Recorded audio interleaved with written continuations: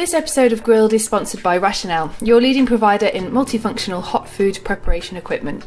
Register now for a free Rationale live demo at www.rationale-online.com.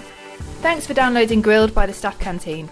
I'm Cara, editor of the Staff Canteen, and in this episode I talk to Paul Wedgwood, co-owner of the Wedgwood Restaurant in Edinburgh. Paul started his career in the Lake District, working in a variety of establishments from pubs, leisure parks to fine dining Michelin-starred restaurants. He has since been in Edinburgh for 13 years. He spoke to me about how he changed his business model early in anticipation of the lockdown after noticing a 70% drop-off in bookings as we entered March. He is now operating a delivery and takeaway service which is so popular he is back to working 7-day weeks. He also expressed his concern over the Edinburgh Festival being cancelled in August, as many businesses in the city rely on that income. And he also talked about how Edinburgh is a ghost town when it's normally full of tourists. So hi Paul, thank you for agreeing to do Grilled, the podcast by the Staff Canteen. I'm going to just ask you a few questions. To start with, how are you all doing in Edinburgh and obviously your team from Wedgwood Restaurant? We're all doing good. It was a real shock when this happened. It's had a massive negative effect, but also I think there's some positives coming out of it as well. Our team, we're all communicating daily, or more than daily, just constantly on like a WhatsApp group and just keeping each other's spirits up. So yeah. Okay, and so let's go back a bit. So since the announcement from the government and telling people not to go to restaurants, I mean, it seems like a lifetime ago now, but what's life been like for you and your team, and how did that kind of affect you, that initial announcement? When the announcement was made, we saw an immediate effect from that. We lost a good 75% of the business that we were doing, and then all of the sort of future bookings that our big tour groups through the summer, they just knee-jerk reaction. They cancelled really quickly as well, and so we were expecting to get that full lockdown. So we'd put into place. We were when the first government announcement was to stay away rather than the actual lockdown. We'd introduced a quick takeaway menu. So we were running a restaurant and a takeaway menu when the full announcement happened. So we were sort of keeping ourselves busy that way. Okay, and so since obviously everything else, it's obviously progressed and it changes all the time. But are you using the furloughing scheme, and are you able to keep all your staff on for the next few months or however long this is going to go on for? Yeah, I mean we're lucky that we're in a position that we're going to be able to do that. We managed to keep on every single member of staff, apart from one who only joined us on the 2nd of March. But what we're doing with him is we're actually going to get him full-time employment in the takeaway. So yeah, it's actually every single member of our staff is going to be on the pay. Which must be a huge relief for them and for you as well, right? Yeah, absolutely. I mean, when the announcements were happening, the whole thing was just beginning to start. Myself and Lisa, we got together and we had a big conversation about how we were going to look after the staff before the government announced about the furloughing scheme. So we'd already put into place in our minds how we were going to look after them. But then obviously with the government stepping in and offering the 80%, then that was a great big weight off our shoulders. Yeah, I'm sure. I think it was for everybody, wasn't it? Really. Yeah. So you said you're doing takeaway. Is that something that you're still doing now, and is that something that's still popular? Yeah, it's the support for the takeaway has been absolutely overwhelming. We're basically we launched the menu on a Tuesday for pre-orders for delivery Thursday to Sunday, and we're pretty much sold out already this morning for the weekend. So I'm going to be looking at ways of getting some more produce in to get another menu done for the rest of the weekend. It's been fantastic. Which is great. Does it make you kind of take a step back and look at the business differently and see it differently? I literally haven't had time to do that. I've been so busy. It's just like since we announced it, we've just been swept off our feet. We just can't. It's been difficult to keep up with the demand. So I've not really had time to reflect on that side of the business at all. Yeah, and you said obviously you're still able to get stuff from your suppliers, so that's good for them, because there's a huge knock-on effect, isn't there, from the restaurant closing and not operating as normal. Yeah, I'm sure. I mean, one of the first, again, myself and Lisa, one of the first things we did is we looked at our bank accounts, and then we just decided that we're going to immediately pay up all our suppliers, even when the invoices weren't due, we paid them up straight away. I think we gained a really sort of goodwill thing with our suppliers. So the ones that are now still supplying, are still. I think they've gone cash on delivery for quite a few places, but we're still on a credit account. Okay. So, I mean, have you spoke to suppliers? How are they feeling? Because it's great that you're still using them, but what about everybody else? Well, the ones that we are still delivering, they've had to change their business model, and they've all become they're delivering to households as well. So our butcher, this is not a complaint. Our butcher only got to me at 5 p.m. on Tuesday because of the route that they were doing. They were delivering to so many houses. So I think everyone's just had to adapt, and so ourselves and the suppliers. I mean, it's been quite amazing to watch actually how people have adapted so quickly, isn't it? Yeah, it's been incredible. I think a few of us that were forward thinking. We had these things in place before the actual lockdown happened. Yeah, I think that the more preparation you could do for this is obviously the better. But I mean, not everyone is as fortunate as you. Some people obviously weren't able to do that or weren't ready to do that. How do you feel about kind of the future of hospitality and restaurants after this is done? Do you think we're going to see quite a lot of casualties, or not? Yeah, I'd say this is the tip of the iceberg. We haven't even seen that yet. Where as this goes on, all well and good that we're getting this money from the 80% pay from HMRC, but when is that coming through? So there's going to be a lot of businesses that just are going to get to a point where they just can't continue paying the staff. There is no money left. So I think there'll be more and more casualties as the weeks go on. And then also, I think afterwards, staff will probably will gravitate to the places, hopefully, that looked after their staff during this sort of pandemic, rather than the ones that just. I understand why people did it. That suddenly made everybody redundant. But I think there'll be a transition where people will go gravitate to the places that were good to their staff. Yeah, no, definitely. And it's easy to talk about the negatives, but do you think any positives will come out of this for the industry? Well,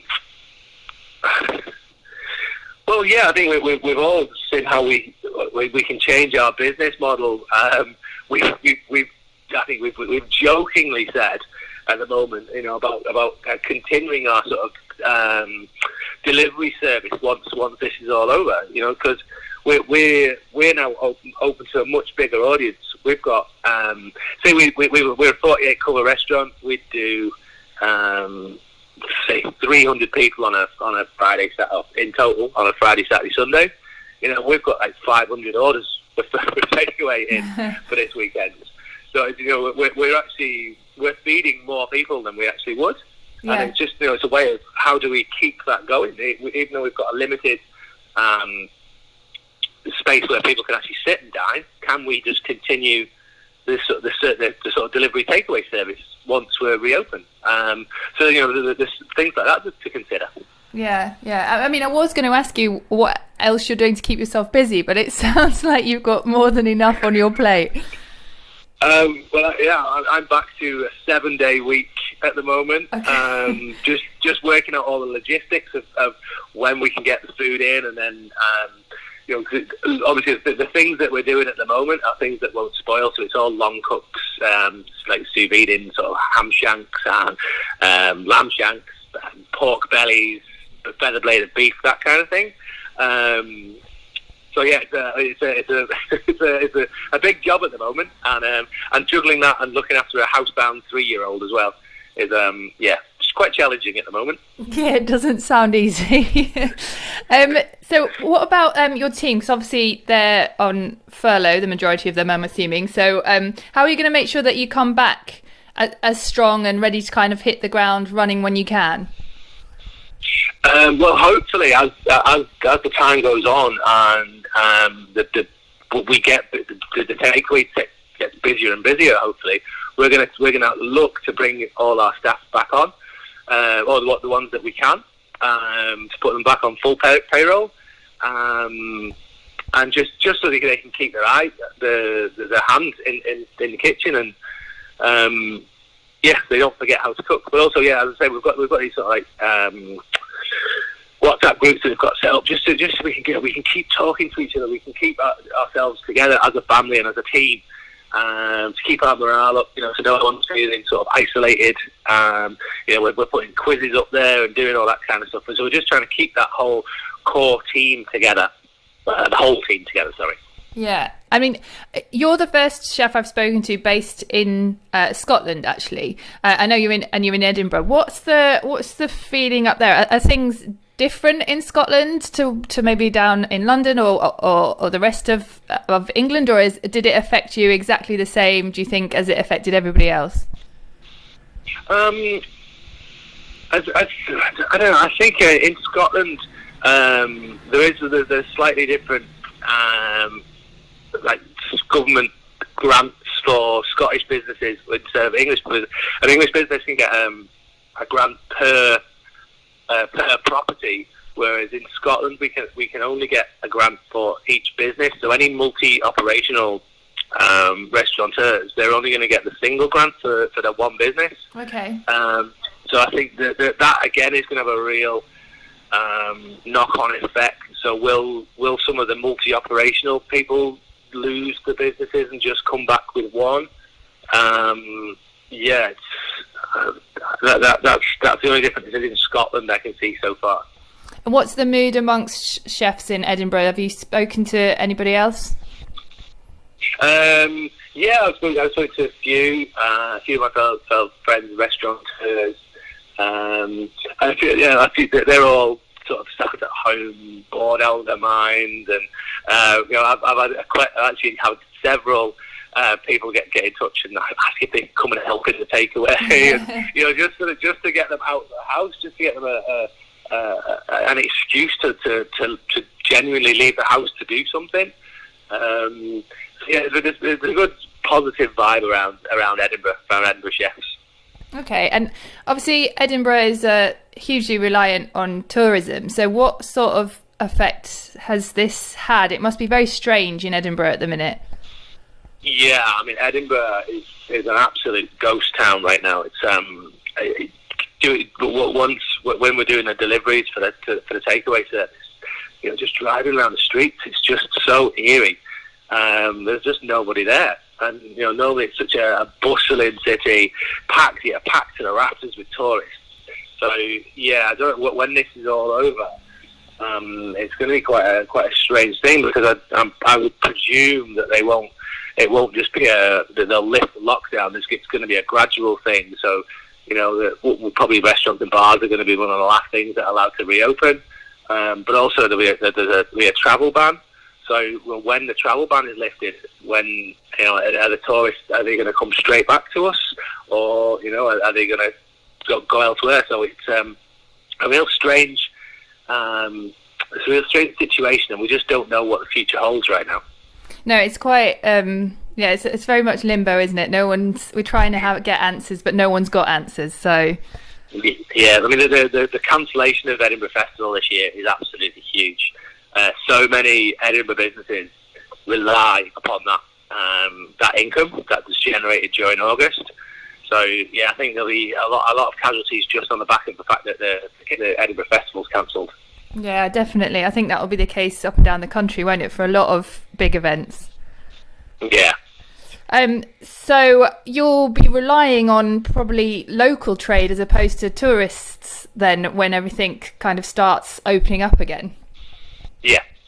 I think hopefully that the goodwill that we're generating with our takeaway service. We're reaching out, as I said, to there's so many people that have never dined in our restaurant. We've been in Edinburgh City Centre for 13 years, and we're meeting new people every day.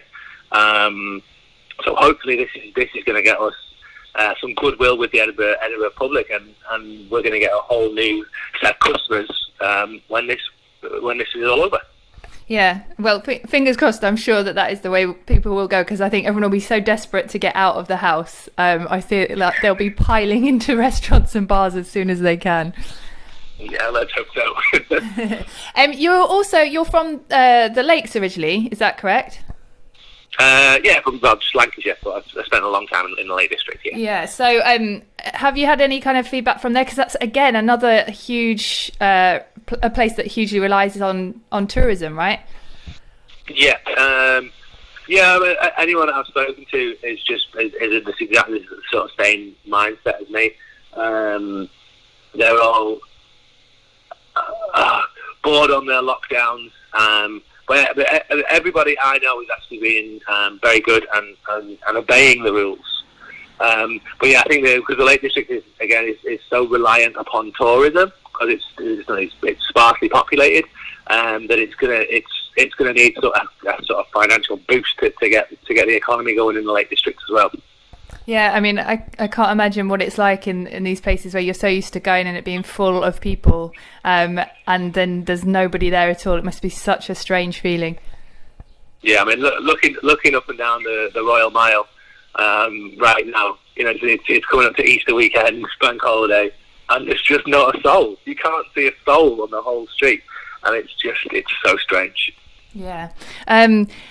So I also wanted to ask you about it was yesterday or the day before they announced that trunk, service charge, etc. won't be covered by the coronavirus job retention scheme. So I just wondered what your thoughts on that were. My personal thoughts are it's going to affect quite a few people. Obviously, there's places people are reliant upon their tips.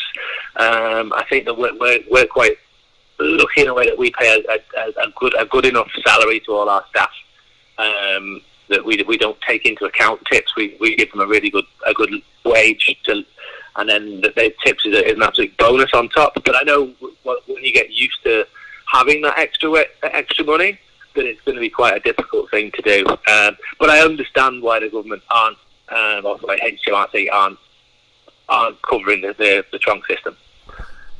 Yeah, I mean, it's a difficult one. I think I spoke to Kate Nichols from UK Hospitality yesterday, and she said that actually it kind of depends how you're paid that and how regular it is and the amount and things. So I think it's probably very case by case. So to say that it's not included is quite a sweeping statement, because I think that there probably will be people that it will include. But it's another one of those where the clarity is just not there. Yeah.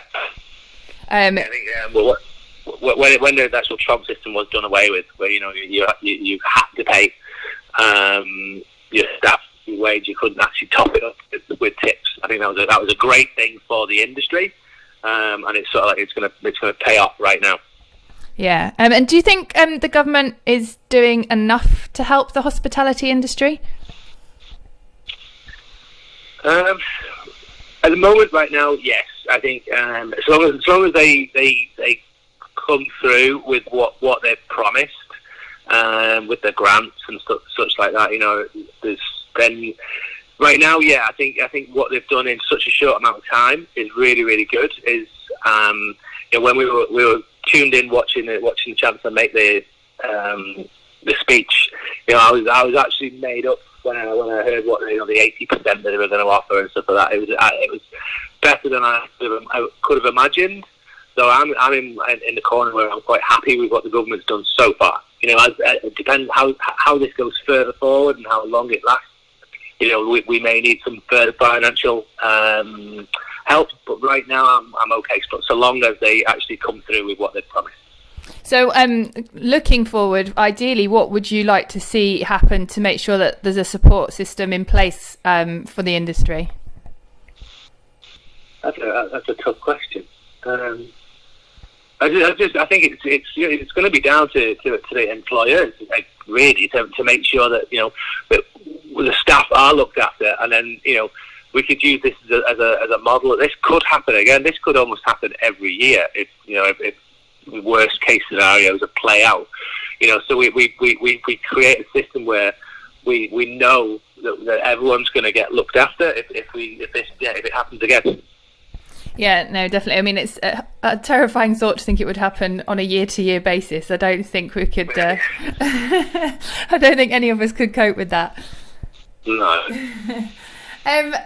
There's been lots of positive stories come out of this. A lot of people helping feed the NHS, vulnerable, isolated. Is that the case in Edinburgh and kind of surrounding? Yeah, it seems to. There seems to be a real good community feel, and I think coming out of this, the NHS are hopefully going to be winners in the long run. Everyone has this newfound respect, which should have been there in the first place, for the work that the NHS do. So hopefully that they get when we come out of this, they all get packages as well that reflect how much we do rely on them. Yeah, no, I think it's something that you definitely take for granted, don't you, until you really, really need it. So, absolutely. Yeah, no, definitely. And final question, I suppose. So you said that you've been in the city for 13 years. Yeah. So have you ever experienced anything like this before? Has there ever been a point where you've worried about your business or looked around you and thought that there's going to have massive repercussions for the industry? Only, I think the beginning of last year, was we close down every January for a month. We have a refurb or a repaint or whatever it be. We put some new equipment in the kitchen, and then reopen into February with the rugby weekends and Valentine's and everything's normally cash flow starts and it's normally really great. Whereas last year, the season just didn't start for us until May, basically. So we were in a position where we'd spent heavy on the refurb last year and thinking that it just be the normal business model will open up and cash will come, and it just didn't materialise last year. So we were scraping around. We were putting a little bit of our savings back into the business to make sure we paid the staff. And then last year it was just the year was flipped on its head. So the season just kept going all the way through September, October, and even November, and obviously December looks after itself anyway. So it was an absolutely fantastic year last year, but it was just completely upside down. So we had a strange financial scare at the beginning of the year. So it kind of put us in good stead for this, where we were making sure every penny that we spent counted. So I think as a business, it made us a little bit more savvy. Yeah, no, definitely. And do you have any advice for other businesses that are maybe are worried and they're not able to do takeaway? What would you, if you were in that boat, what would you be thinking and what would you be doing right now? I'd be thinking of ways that we could, you could generate some kind of income, or definitely just checking for any kind of grants that you could get. I think the sites on Facebook that are all about that kind of thing, and just and hopefully just stick tight and ride it out. I think one of the nicest things that happened to us was the second. I mean, within a few minutes of the announcement being made, and there's a big thing saying, everybody please support your local restaurant and stuff, buy gift vouchers and such. Like, we were inundated with people buying vouchers for friends. I think there's some of our very well to do, and we've got a few famous clientele. They bought very large sums of money gift vouchers, And that in itself, the financial implications are brilliant on that. But also the feel good about that was so good. That that you've got people in your corner rooting for you, and just and wanting you to survive and come through, get out the other side fighting.